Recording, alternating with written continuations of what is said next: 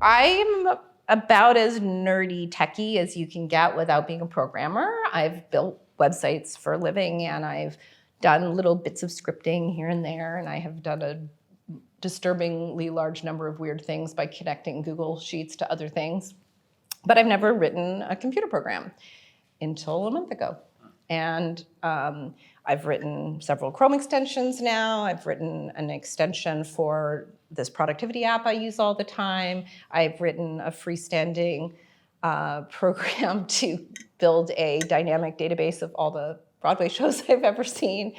And it's, that ability to get GPT to not exactly do for you the things you can't do, but to help you cross over to a next level in terms of your skill set, that I think is really exciting. And, with a lot of experimentation, what I've found is, as a successful strategy, is not to say, give me this code. It can do that in some circumstances, but rather to say, you are a programming teacher, or you are a statistics professor, and you are helping a student learn to do X thing, and you have two goals. One is to make the thing with them, and the other is to help them understand how to make the thing.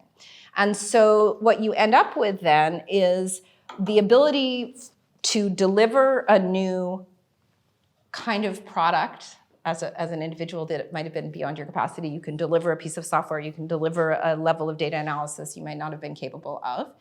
And in the process of delivering that, you're actually learning how to do it, because GPT is self-documenting.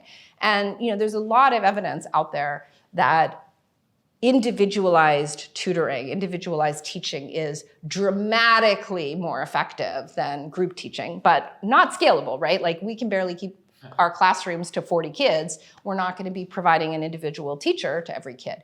But now we can provide an individual teacher to every professional to learn their next set of skills by having them work with an AI to do something that's just a little further past what they thought they could do, and by teaching them how to do it as they're actually undertaking the project. And that, I think, is hugely exciting in terms of what it means for developing your workforce and expanding what you're capable of with a given group of employees.